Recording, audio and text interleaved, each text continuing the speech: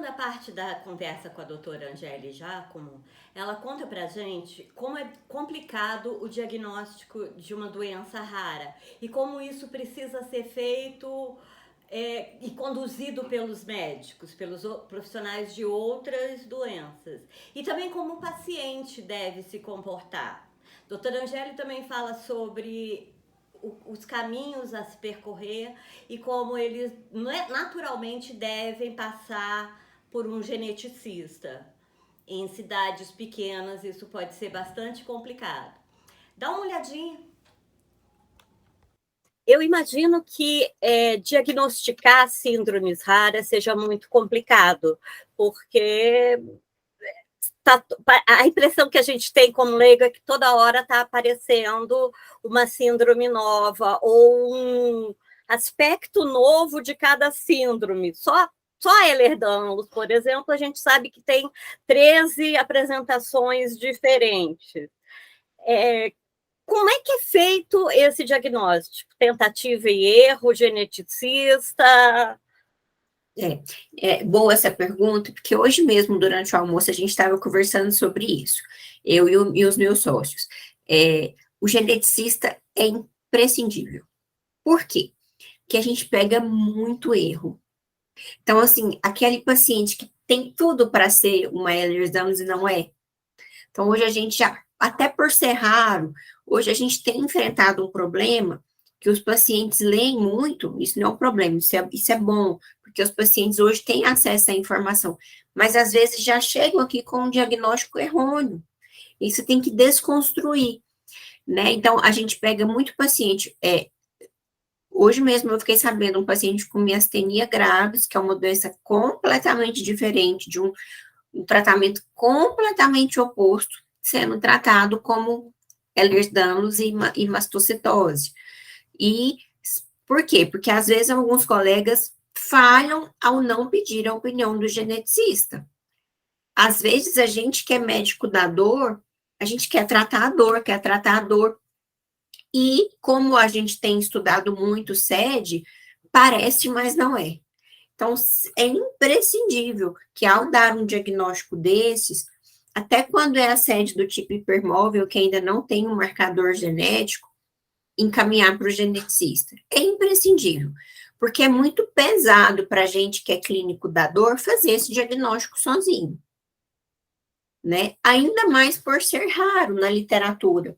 A gente vê que não é tão raro no consultório, mas ainda mais por estar descrito como raro, a gente tem mais ainda a responsabilidade, né, de estar encaminhando por um profissional que vai bater o martelo.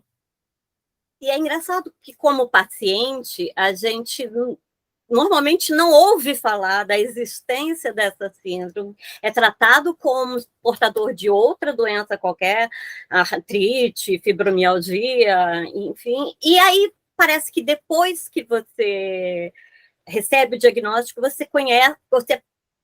conhece um monte de gente com as mesmas características ou com a doença também, o que leva a gente a pensar que existe uma grande subnotificação ou subdiagnóstico mesmo da Ehlers-Danlos. As pessoas não são todas as cidades e as pessoas não sabem a quem procurar, que especialista procurar. Elas sabem que elas sentem dor. Como é que o paciente tem que se conduzir, ou é o médico dela que tem que conduzi-la a um especialista em dor? Nossa, reflexão profunda, Gisele. Profunda. Por quê? Primeiro, porque a gente não tem especialista em dor em todas as cidades do Brasil. Para começar, na própria graduação, você não é apresentado ao mundo da dor, né? Às vezes, quem ensina a gente a tratar a dor é o representante de laboratório que vai te visitar com a amostra de anti-inflamatório. Você não aprende nas aulas de neuro. Hoje já tem mudado isso, mas pelo menos na minha época, eu entrei na faculdade em 2001, né? Já tem muito tempo. Quando você começa a estudar, você não tem contato com a dor, né? Você sabe tratar dor aguda, dor crônica não. Então, essa já é uma grande dificuldade.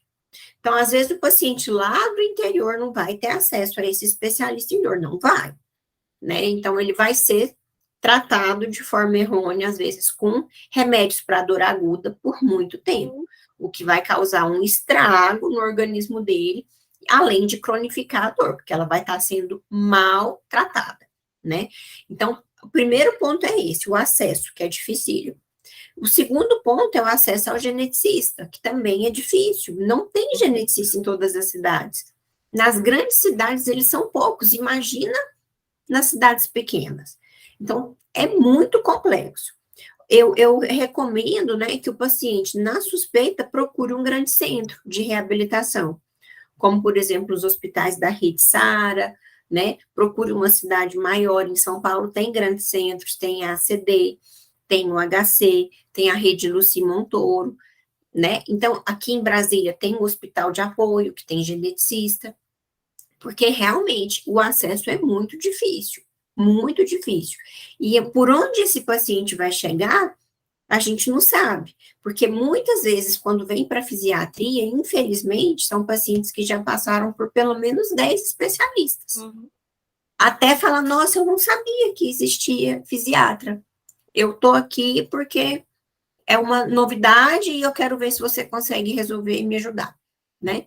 Então, é complicado responder essa pergunta sua. Então, o acesso, ele vem de várias regiões, de várias formas.